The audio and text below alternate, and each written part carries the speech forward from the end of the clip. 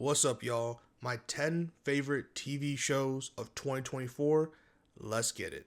So, at number 10, I have probably the only anime I liked that came out this year, and that's Classroom of the Elite, Season 3. This one is a continuation.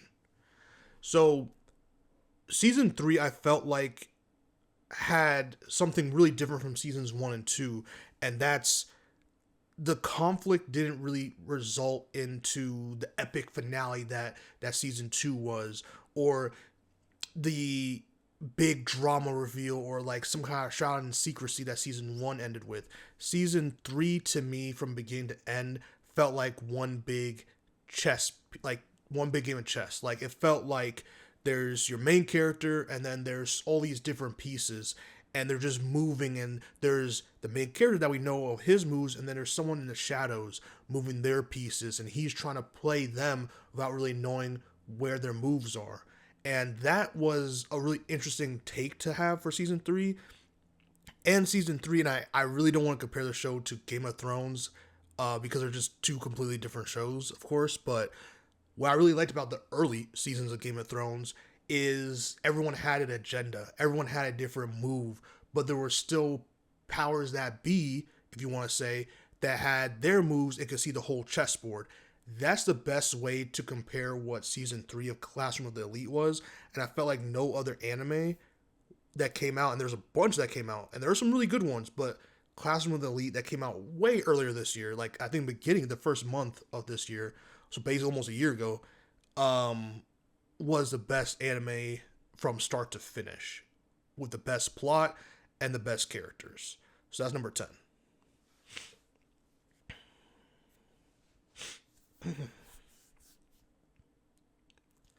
Number 9, I'm going Superman and Lois, the final season. Listen, the CW Arrowverse started when I don't even remember when it started, but I was a lot younger when it started. I was way younger.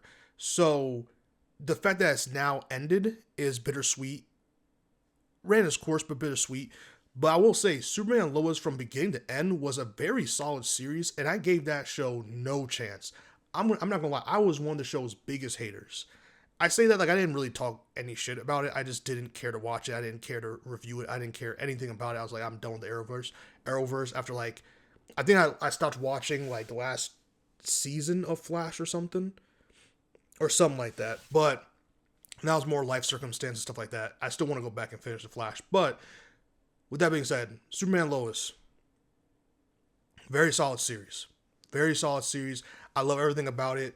The dynamic between Clark Kent, Superman, and Lois was a breath of fresh air, and seeing their kids and just the giving Superman a family dynamic finally, and with especially something that's on TV and how much effects and all this stuff they have to do for its powers. They didn't do that bad. Honestly, that's one thing about the CW I'll say. They really tried their best and put their money exactly where they needed it to be. And Superman and Lois, just the scripts, I felt like from episode to episode was pretty solid, especially this last season was pretty solid. The action when it was there, solid, and it just ended on its own note. And in my personal opinion, ended on a high note. I really liked it, thoroughly impressed, and I put that at number 9. Number 8, I'm going with The Bear. Listen, I know that a lot of people, I guess, didn't really like this season, The Bear. I thought it was phenomenal, man. It just came back to form, but this season felt, I don't even want to say drastically. To me, it felt kind of in line with the progression of what season 1 and 2 was, but this just felt, it did feel different. It did feel very different because of how they wanted, the stories they decided to tell in each episode this season and how the season ended. I'm not gonna lie, from beginning to end, again, this is a season of TV that I really enjoyed. I thought that it was super interesting to have these flashback episodes, right? And to really focus on certain characters that I didn't even know they were going to give backstories on. So I was really happy to see that. And I just think it was beautifully told. I don't think anything was wasted. I don't think any episodes were wasted, especially when you have some seasons these days where they're shorter in seasons, not like 12 to 24 episodes or whatever. Like, you really have to make sure every episode is not wasted. You have to really make sure the dialogue's on point. You have to make sure that the acting's on point. The characters, you see their progression going. And I felt like the Bear did that. And again, not to spoil the last episode, 'cause I don't want to spoil anything for people. But there's a confrontation that happens in the final episode of the season, and I felt like there's a confrontation, but there's also like it ends on like a very beautiful note. There's like a confrontation where a bunch of anxieties build up, and then there's this release. There's a release, and I feel like that's something the Bear does very well. Is that they have all this anxiety that's built about running a business. If you're like, I have my own business, I know the anxiety of all that. The restaurant business is a different story. So seeing like all that stuff and then having a release where like you can kind of like release all the anxiety and you have these lull of good moments happening and these character moments, these human interactions between characters. I really feel like the Bear did that throughout the season, and it had his emotional episodes, it had his comedic episodes and moments, and it had character growths, and it still tried to address and carry plot lines from season 2 into season 3, and I really liked it. Was it the best? No. I still think season 2 was very good. Like, to me, one of the best seasons of television in history. That's how high I put season 2. But season 3 did its job. I really liked it. Number 7 is Shogun. Now, this is going to be a little controversial. I know. A lot of people love Shogun. They thought it was the best show of all time ever. Created, is going to sweep the Emmys. I said Emmys. Is it Emmys? Emmys. I know.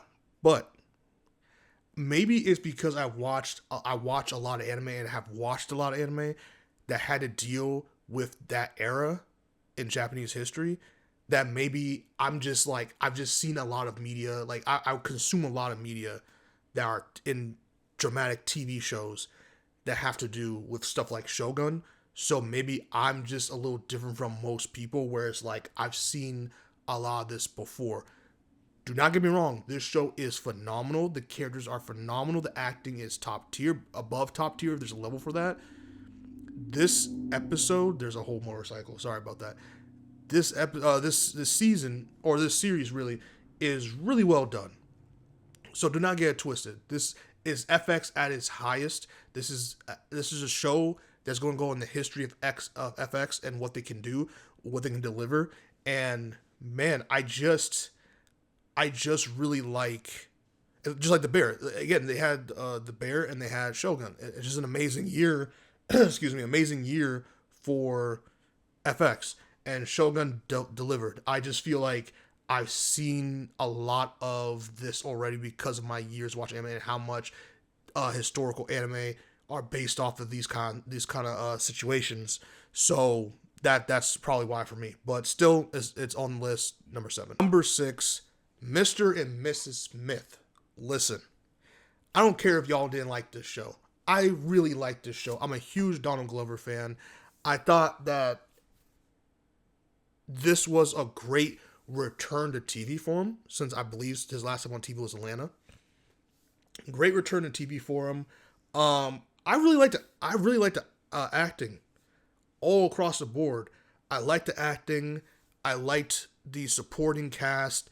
I thought that just seeing the relationship dynamic and seeing how strained the relationship can get, when there's two assassins that are like supposed to be married and eventually they develop feelings for each other, and I felt it very naturally. I thought the first episode was really well done, and I thought that it was just a surprise. I didn't really know what to expect from this, and I really liked it. I loved the last episode. I think it lulled a little bit in the middle, but there is an episode, without getting much away, it's like a therapy episode, and that episode was really well acted. I thought it was really funny, but also had some truth to it, and I felt like that's the encapsulation of the show.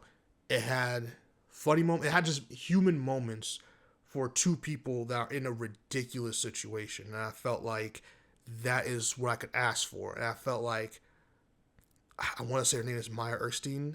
I could be completely off base. Let me just make sure I got her name right. I want to say it's Maya Erskine.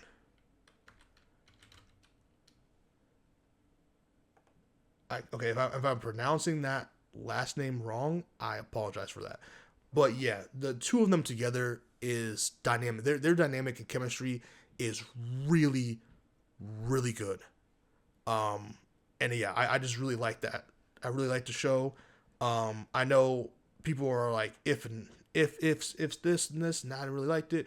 And it's going against Shogun. It's not going to win. Unfortunately, Don Glover's not going to win against anyone on Shogun, but I think he did really well, and I think he deserves to be nominated, which he is. So that's really good. Number five. This is where we're getting the top five. My top five, all right? Number five is Batman Caped Crusader on Amazon Prime. I really, really enjoyed this show. I thought it was a pleasant surprise. Um, yeah, I just didn't expect anything. I love Batman first and foremost, so I'll watch anything Batman. But there's been some shows and some movies that have come out in the last couple of years that I just didn't really love. I feel like they didn't really capture the essence of Batman and his complete rogue gallery. And I think that Zack Snyder and what he did with with Ben Affleck's Batman and like the Batman from that one where he like the Batman that dawned. I forgot the title of the stuff, but the Dark Knight. I think it was that Batman run where he has like the armor and he fights Superman. Those two iterations of Batman have really, I feel like, taken the spirit of Batman the character and made him this like insane, you're one step away from Arkham character, you know? And instead of like, and don't get me wrong, he dresses up he's a full grown man that dresses up in a bat suit and beats the shit out of people. Like, I understand Batman is insane, but there's human in there. There's a lot of like nuance to Bruce Wayne that I feel like has been taken out of the Batman mythos, and I hope the Batman Part 2 adds it back in there as well. But like, anyway, when it comes to Batman Cape Crusader, I feel like we get that. I feel like we get an early Batman who is still trying to figure out the myth of Batman, still forming. Bruce Wayne still trying to find and balance his identity, and right, I feel like he's leaning like, oh, I need to be always Batman. And he can't always be Batman, and I feel like we're getting a really cool dynamic with this character and some of the interactions he has with other people while he's Bruce Wayne versus while he's Batman. And I really like the Cape Crusader. I think there's a lot of promise, and I'm hoping they continue this, and I'm hoping it continues to evolve, and I'm hoping it takes not the route bar from bar of Batman the Animated Series, but just the essence of what Batman the Animated Series and Batman, or not Batman, Justice League and Justice League Unlimited, the cartoon series, how they capture Batman and Bruce Wayne. I hope they bring some of that flair to their iteration of Batman in the Cape Crusader, and especially since it's like an old school, like it's out of like 60s or something. Like it's very interesting, and I really hope they continue to do that. And I think there's a lot of promise with this, and I really enjoyed it. I thoroughly did enjoy it. Number 4 is Arcane, the final season, right? Um, for as long as it took to get to here, I think that it was a damn good series finale. If we never get another Arcane or League of Legends property, this was good. I do not think the reason why this is at number 4 instead of like the top 2, because I really had to think about this. I did not like this season as much as the first season. I'm going to just be honest. I think they rushed a lot in this season. Like there's just some things that just felt way too. And the episodes are long. They're not just like 20. I think they're like 40 minutes or so. Like they're not like short episodes, but it just felt rushed, man. A lot of stuff just felt super rushed. Like it felt like we were here and then we just got all the way over there, like very quickly every episode. And like I get it, this is the final season. There's only so many episodes, so they have to like even for hour-long episodes or whatever. But like it felt like some things needed to breathe, man. Some things needed to breathe, and I felt like it was just super fast, and like we didn't get to really sit down with characters as long as we probably could have. And I feel like some things went a little bit long, like for how fast it was, how much they had to jam into the season. I felt like there's some stuff they went too long with, and other stuff they didn't spend enough time with. And I felt like they had a really a hard time juggling all of that while trying to wrap it up, not knowing if you're ever going to get another chance to, like, obviously they said this is the final ride, so they had to like this is it, so they had to like do all of it. But regardless of that, they still did a really nice job, and I felt like it was really entertaining. I felt like this is one of the greatest video game adaptations of all time. In fact, I thought when I ended it, I thought this was the best video game adaptation I've ever seen, and it's not even close. Even comparing Sonic the Hedgehog, which I think that movie franchise is one of the best video game adaptations. I really liked what they did with Arcane, and I have never played League of Legends, and I still haven't played League of Legends. And if you're like me, you can still watch Arcane and have a great time, and that's really hard to pull off. Not only is that hard to pull off, it's just damn near impressive. And again, I would have called this the greatest video game adaptation of all time if it wasn't for something a little bit higher on my list. But let's continue with number 3, X-Men 97. Listen, this thing came out like months ago, so I forgot this came out in 2024. I thought it was like 2023 for some, like the end of 2023 for some reason. Listen, X-Men 97 was a return to form to X-Men, the anime series that came out in the 90s. I just feel like they picked up where they left off and improved on it. It still had the cheesiness of the 90s while also having some great moments for characters. I mean, if you weren't a Cyclops fan before like me, this made you a Cyclops fan. I'm sorry, it had to make you a Cyclops fan, man. Wolverine, Logan, awesome. Nightcrawler, awesome. Storm, listen, man. Storm in this series is really dope. So is Rogue. And just seeing some of the cameos that I'm not going to spoil for you, seeing some of the cameos pop up in this thing was really cool. And it got me addicted. I was about to cancel my Disney Plus subscription. And then X-Men 97 came on. I was like, I'll give you one more chance. It did its thing. Because Acolyte wasn't it. But X-Men 97 was. If you haven't watched it, you really, really need to. Number 2 is, to me, the best video game adaptation I've seen to date. Outside of probably Arcane Season 1, man. And that is Fallout. Fallout. It was just an amazing ride, man. I didn't know what to expect from a Fallout TV show. Because every single time I think that Fallout franchise can do something great and they try it, it doesn't always go that well. Like when I always thought, hey, Fallout would be a great multiplayer game like Elder Scrolls Online. And like Elder Scrolls Online, it was disappointed with Fallout 76. Fallout, the TV show, did not disappoint. It was an amazing series.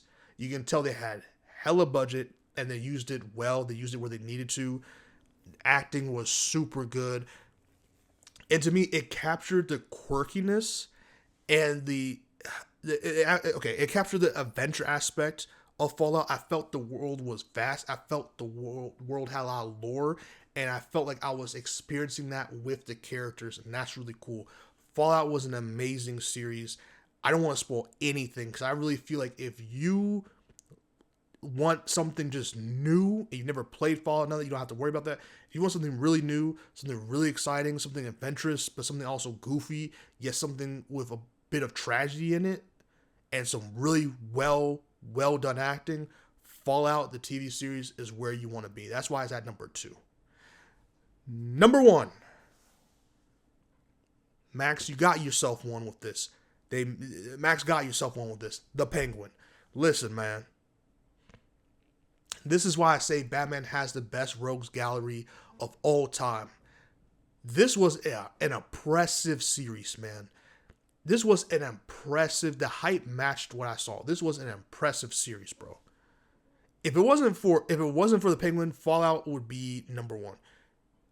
The Penguin was so good, man. The acting was really good. The CG, like just everything was just on point. It was where it needed to be. It made the Penguin, it made you show like how twisted and unforgiving the villains that Batman has to deal with on a daily basis.